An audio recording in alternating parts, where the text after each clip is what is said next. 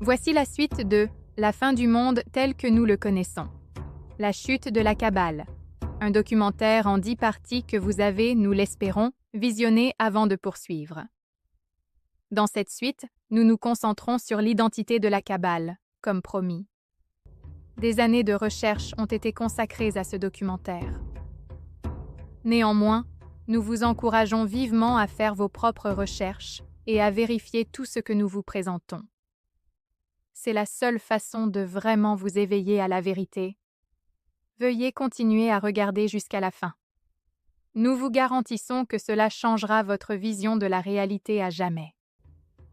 J'ai terminé mon documentaire en 10 parties sur la chute de la Kabbale, avec une promesse, celle d'approfondir l'histoire qui se cache derrière l'obscurité de ce monde dans lequel nous vivons.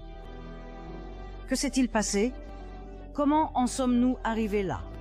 Qui est la Kabbale et quel est exactement leur programme? Êtes-vous prêt à descendre encore plus loin dans le terrier du lapin?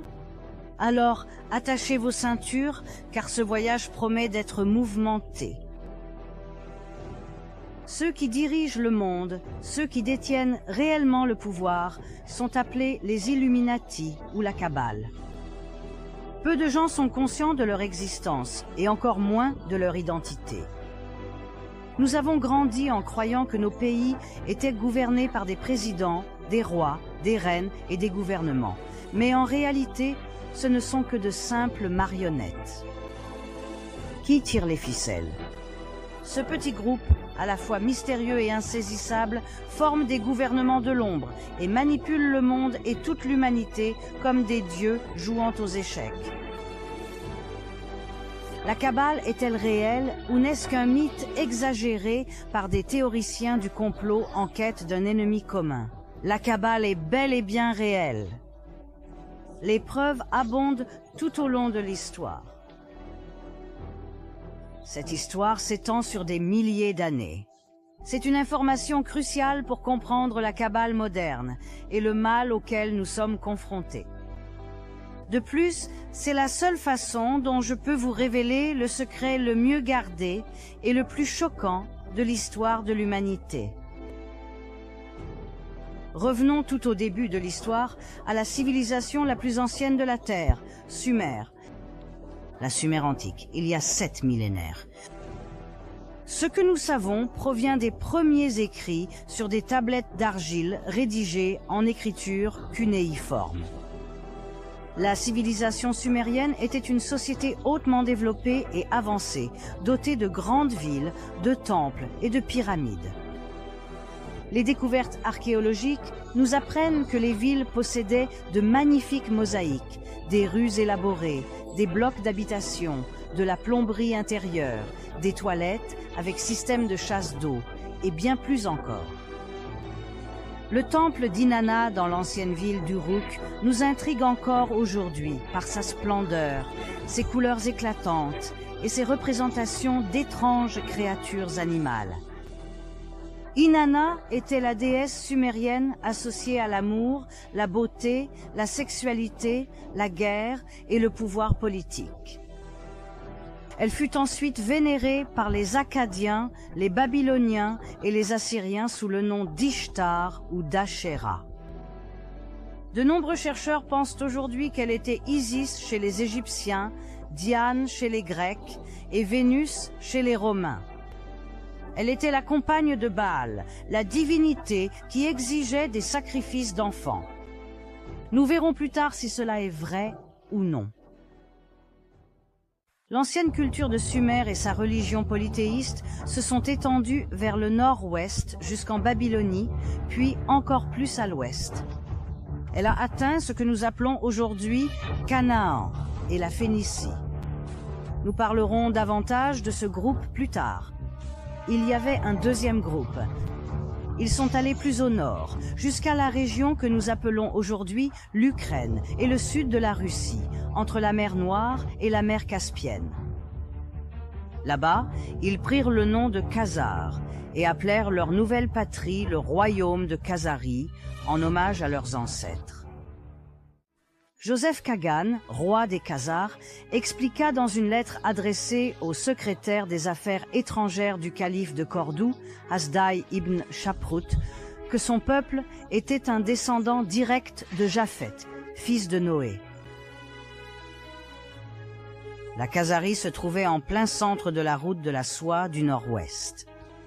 Les marchands qui traversaient la Khazarie devaient payer un péage, une manière lucrative de remplir les coffres du royaume. Les Khazars étaient différents des peuples des pays environnants. Ils étaient décrits comme des voleurs et des espions. On disait d'eux qu'ils étaient un peuple sans loi, menant une vie de péché, d'extrême sexuel et de cruauté. Ils auraient assassiné des voyageurs venus d'autres pays et usurpé leur identité. Ils étaient des maîtres de la tromperie. Et enfin, il était dit qu'ils adoraient Baal, également appelé Moloch, une représentation de Lucifer qui exigeait des sacrifices d'enfants. En échange, Baal était censé les récompenser par la richesse, la célébrité et la fortune. Les pays voisins les méprisaient. Ils détestaient les rituels sacrificiels au cours desquels ils jetaient des bébés dans les flammes ou les éventraient pour boire leur sang et manger leur chair, affirmant que cela leur conférait un pouvoir et une énergie incroyables ainsi qu'une jeunesse éternelle. Poussé par ces peuples environnants, le souverain russe savait qu'il devait agir. En l'an 600, il avertit leur roi Bulan que leur pratique luciférienne devait cesser. Il lui dit qu'il devait se convertir soit au judaïsme, soit au christianisme, soit à l'islam. Le choix lui appartenait. Bulan choisit le judaïsme, mais il ne se convertit pas réellement. Il se contenta de prendre des éléments du judaïsme et de les intégrer à sa propre croyance luciférienne. Le roi Bulan et son peuple continuèrent à vivre et prospérèrent. Rien n'avait vraiment changé, si ce n'est que, pour les étrangers, ils se faisaient désormais appeler judéens, ce qu'ils n'étaient pas. Notez bien que le terme « juif » n'a été inventé qu'au XVIIIe siècle. 4 siècles passèrent. En 965, après J.C., le souverain russe, grand prince de Kiev, Sviatoslav Ier, estima qu'ils étaient allés trop loin avec leur culte du diable et leurs sacrifices d'enfants qui se poursuivaient. Il décida de les anéantir, mais les Khazars avaient des espions partout, et le plan rusé des Russes parvint aux oreilles du roi Khazar, qui s'enfuit du pays juste à temps avec ses 25 épouses et 60 concubines, toutes issues de la noblesse, ainsi qu'une énorme quantité d'or et d'argent. L'exode entier de la royauté et de la noblesse passa par la Hongrie vers la Pologne, puis de l'Allemagne vers le sud, en France et en Espagne. Partout où ils allaient, certains restèrent sur place. Pour dissimuler leur véritable identité, ils se firent appeler Ashkénazes, judéens, sachant très bien que leur nouveau pays d'accueil n'attendait pas vraiment avec impatience des Khazars lucifériens.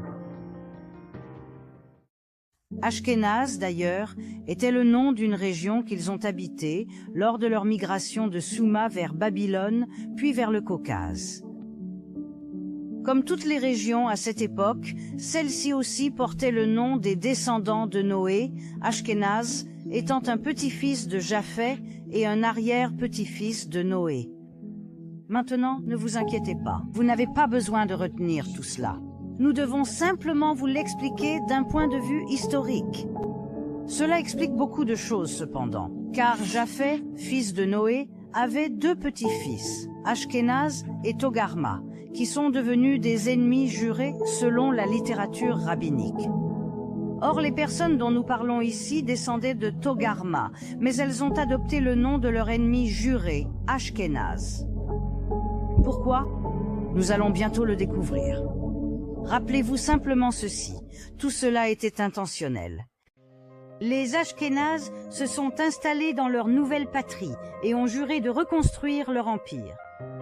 En un rien de temps, ils ont bâti un empire de richesse et d'influence. Après tout, ils étaient la royauté et la noblesse des anciennes lignées de Sumer et de Babylone. Ils disposaient, pour ainsi dire, du capital de départ. Ils ont juré de se venger de la Russie, le pays dont ils avaient été expulsés. Leur vengeance s'étendait aussi aux Juifs, c'est-à-dire au peuple originel de Judée. Pourquoi ? Parce qu'à l'époque de la princesse Jézabel, lors d'une situation où deux divinités étaient en concurrence, ils ont choisi Yahvé plutôt que Baal. Ce fut leur arrêt de mort, car les Ashkénazes khazars ne l'oublieraient jamais, ni ne le pardonneraient. Quelques années seulement après s'être installés en Europe, ils ont élaboré un plan directeur absolu, un plan si vaste, si intelligent et si maléfique qu'il allait changer à jamais le destin du monde. L'une des familles khazars ayant participé à l'exode depuis la Khazarie était la famille Rothschild. Oui, les Rothschild dont j'ai parlé dans la deuxième partie de ma série précédente. Ils se sont installés à Francfort, en Allemagne, où ils sont devenus riches et puissants grâce au commerce et à la banque. Ils ont appelé le sud de l'Allemagne Ashkénaze, en hommage à leurs origines. Ils proposaient des billets aux voyageurs qui laissaient leur or et leur argent, conservés en toute sécurité dans les coffres des Rothschild, des billets de banque contre des dépôts. De cette manière, ils ont accumulé une richesse sans précédent qui, combinée aux intérêts perçus, a servi à accroître encore leur fortune et donc leur pouvoir. Mayer Amschel Rothschild avait 5 fils qui devinrent de puissants banquiers dans 5 grandes villes, Francfort, Londres, Paris, Vienne et Naples. En un rien de temps, ils ont acquis un pouvoir financier sur toute l'Europe. Ils sont devenus les banquiers personnels des rois et des reines. Ils sont même devenus les trésoriers du Vatican.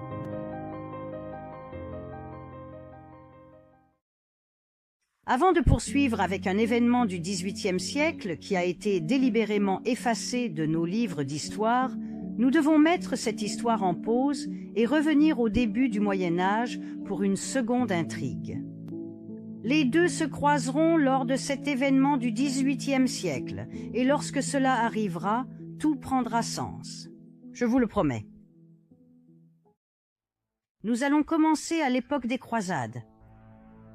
En 1048 après J.C., une organisation fut fondée, que nous appelons l'Ordre de Malte. Ils ont été fondés à Jérusalem. Leur objectif était double. Une branche de l'ordre gérait un hôpital en Terre Sainte pour soigner les pèlerins chrétiens. L'autre branche était militaire, chargée par Rome de protéger les chrétiens contre la population musulmane locale. Leur symbole, la croix de Malte à branches égales. Durant les 50 premières années de leur existence, Jérusalem était un territoire musulman. Le nombre de pèlerins chrétiens se rendant à Jérusalem était limité, même par la loi islamique. En 1096 après J.C., la première de 9 guerres éclata. Elle devint connue sous le nom de Première Croisade. Les croisades étaient des guerres religieuses initiées et soutenues par l'Église catholique romaine. Leur objectif était de reprendre la Terre Sainte à la domination islamique. 3 ans après le départ des croisés pour la Terre Sainte, cet objectif fut atteint. Godefroy de Bouillon et son frère Baudouin, chef de la première croisade, devinrent les dirigeants de Jérusalem. Les croisades ont peut-être été idéalisées dans la littérature et au cinéma, mais la vérité est qu'il s'agissait de guerres religieuses insensées, axées uniquement sur la mort, la destruction et la conversion forcée. On estime que près de 2 millions de personnes sont mortes. En 1118, un chevalier français du nom de Hugues de Payens fonda un ordre militaire avec 8 parents et amis. Ils appelèrent cet ordre les pauvres chevaliers du temple du roi Salomon, plus tard connus sous le nom de Templiers. Cet ordre est issu d'une société secrète appelée le Prieuré de Sion, un ordre qui, soit dit en passant, existe toujours et reste actif aujourd'hui. Avec le soutien du roi de Jérusalem, les Templiers établirent leur quartier général sur le mont du Temple sacré. Leur objectif officiel était de protéger les pèlerins en route de l'Europe vers Jérusalem. En soi, c'est fascinant. 9 chevaliers furent officiellement désignés pour protéger les pèlerins chrétiens sur une distance de 4 à 5 000 kilomètres. Dieu seul sait comment ils y sont parvenus. Leur objectif officieux était de reconstruire le temple de Salomon, qui avait été détruit en 586 avec ce JC par le roi de Babylone, Nabuchodonosor. Pourquoi cela leur tenait-il tant à cœur? Nous le montrerons plus tard. En 1129, l'ordre des Templiers reçut le soutien officiel de l'Église catholique romaine. L'ordre connut alors une croissance fulgurante et les dons affluèrent de toute l'Europe. Les chevaliers adoptèrent un code de conduite dans lequel ils juraient une obéissance sans faille au maître. Selon les chercheurs, le principe d'obéissance rendait les Templiers redoutables. Ils agissaient rapidement et avec certitude pour exécuter les ordres qui leur étaient donnés. Une force de Templiers devenait le prolongement de la volonté de son commandant, le grand maître. À l'apogée de leur puissance, l'ordre des Templiers comptait près de 20 000 membres. Seuls 10% étaient des chevaliers armés. Les 90% restants s'occupaient de l'infrastructure et de la logistique. Même si les chevaliers avaient fait vœu de pauvreté, l'ordre était excessivement riche, possédant de vastes terres, des fermes, des vignobles, des moulins, des chevaux, des armes, de l'équipement, l'île de Chypre et une impressionnante flotte de navires. De l'Europe jusqu'à Jérusalem, dans chaque ville, ils possédaient des monastères, des châteaux, des églises, des universités. Ils étaient si puissants qu'ils n'avaient pas besoin d'obéir aux lois locales. Ils pouvaient franchir toutes les frontières librement. Ils n'avaient pas à payer d'impôts et étaient exempts de toute autorité, sauf celle du pape. De plus, tout ce qu'ils prenaient à la population musulmane qu'ils soumettaient et massacraient sur leur passage était donné à l'ordre. Avaient-ils ces privilèges par écrit? Oh oui! Le pape Innocent II s'est occupé de tout en signant la bulle papale Omne Datum Optimum en 1139. Tout ce que l'ordre avait à faire, c'était de prêter serment d'obéissance et de fidélité au pape. Il y avait cependant un domaine dans lequel les Templiers excellaient vraiment, la banque. Ils disposaient d'un réseau de banques dans de nombreux pays, permettant aux pèlerins de déposer des biens dans leur pays d'origine et de retirer des fonds en Terre Sainte. Au XIIIe siècle, les Templiers étaient devenus des banquiers si compétents et dignes de confiance que les rois et nobles européens partant en croisade vers la Terre Sainte leur confiaient souvent d'importantes sommes d'argent qu'ils pouvaient ensuite retirer pour payer leurs armées. Les Templiers accordaient même des prêts aux souverains. Ils excellaient dans tout ce qu'ils entreprenaient, ce qui leur valut d'être submergés de dons, de cadeaux, de renommée et de fortune. Cependant, au début du XIVe siècle, les Templiers rencontrèrent leur destin final, le roi Philippe IV de France. Cet homme était lourdement endetté envers l'ordre. Lorsqu'il demanda encore plus de prêts, l'ordre refusa. Le roi Philippe décida qu'il était temps pour les Templiers de rencontrer leur créateur.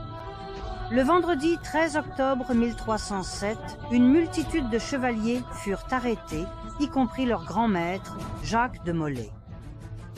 Après des années d'emprisonnement, lui et beaucoup d'autres furent brûlés vifs sur le bûcher. Des documents médiévaux rapportent que Molay lança une malédiction contre le roi et le pape, Clément Saint, qui n'avait pas su les protéger contre la colère du roi et qui avait même dissous l'ordre par sa bulle papale, Fox in excelsis. Bien que le pape ait dissous l'ordre, il ne l'a pas formellement condamné, ce qui aurait été la norme à l'époque. Un mois plus tard, le pape Clément mourut. 8 mois plus tard, le roi Philippe mourut. Ironiquement, le corps du pape fut réduit en cendres par un incendie provoqué par la foudre qui frappa l'église où il reposait en état. Le roi mourut d'une attaque cérébrale qu'il subit lors d'une partie de chasse. Mais contrairement à ce que nos professeurs d'histoire nous ont enseigné, l'ordre des Templiers ne s'est pas arrêté là. De nouveaux ordres furent fondés sous de nouveaux noms qui étaient en réalité la continuation des Templiers.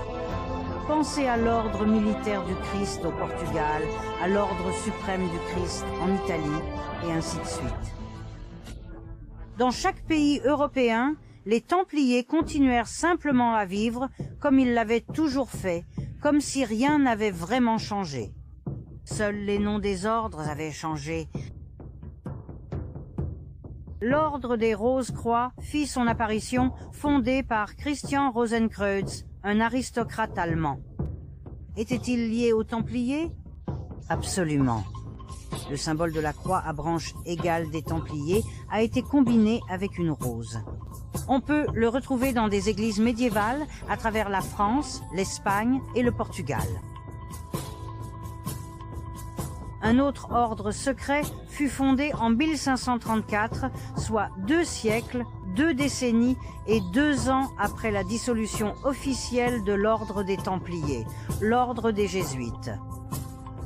L'ordre des Jésuites était un ordre religieux catholique fondé à Paris. Ne vous y trompez pas, cependant, l'ordre des Jésuites n'était pas un ordre de moines pieux adorant Jésus à l'abri derrière les murs de leur monastère. C'était un ordre militaire d'extrémistes ayant prêté serment d'une soumission et d'une obéissance absolue au pape et à leur supérieur général. Jetons un œil à leur serment d'initiation.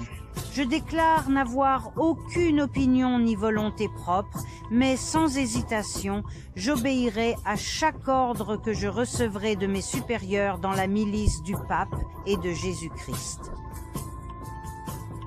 Je promets en outre et déclare que, lorsque l'occasion se présentera, je mènerai une guerre impitoyable, secrète ou publique, contre tous les hérétiques, protestants et libéraux, comme il m'en sera donné l'ordre, afin de les exterminer et de les détruire de la surface de la terre, et que je n'épargnerai ni l'âge, ni le sexe, ni la condition, et que je pendrai, brûlerai, ferai bouillir, cuirai, écorcherai, étranglerai et enterrerai ces hérétiques infâmes, que j'ouvrirai le ventre et l'utérus de leurs femmes, et que j'écraserai la tête de leurs enfants contre le mur dans le but d'anéantir à jamais leur race abominable.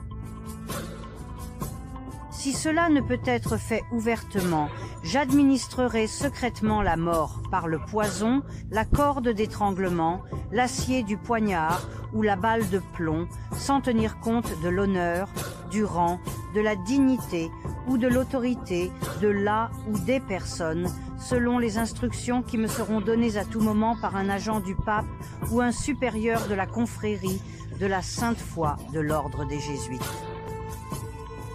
En confirmation de cela, je consacre par la présente ma vie, mon âme et toutes mes forces corporelles, et avec ce poignard que je reçois maintenant, je souscrirai mon nom, écrit de mon propre sang, en témoignage de cet engagement. Et si jamais je me montrais infidèle ou faiblissais dans ma détermination, que mes frères et compagnons d'armes de la milice du pape me coupent les mains, les pieds et la gorge d'une oreille à l'autre, que mon ventre soit ouvert et que du soufre y soit brûlé, avec tous les châtiments qui peuvent m'être infligés sur terre, et que mon âme soit torturée par des démons dans un enfer éternel à jamais. Ce n'est pas exactement ce à quoi on s'attendrait de la part d'un ordre de Jésus, n'est-ce pas? Attention, lorsque nous faisons référence à l'ordre des Jésuites en lien avec la Kabbale, nous ne parlons pas des échelons inférieurs de l'ordre. Je connais personnellement des prêtres jésuites qui sont des êtres humains formidables et qui ont apporté beaucoup de beauté et de sagesse dans ce monde. Ce dont nous parlons ici, c'est du sommet de la pyramide, l'élite absolue de l'ordre, mieux connue sous le nom de Conseil des Jésuites. Des documents datant de l'âge d'or nous montrent qu'un ordre jésuite est devenu un groupe d'hommes extrêmement puissants. Leur influence allait bien au-delà du monde religieux, elle s'étendait jusque dans le domaine séculier. Ils ont infiltré les anciennes loges maçonniques. Les maçons étaient des artisans qualifiés dans le domaine de la construction. Ils travaillaient de leurs mains, ils travaillaient dur, un labeur physique.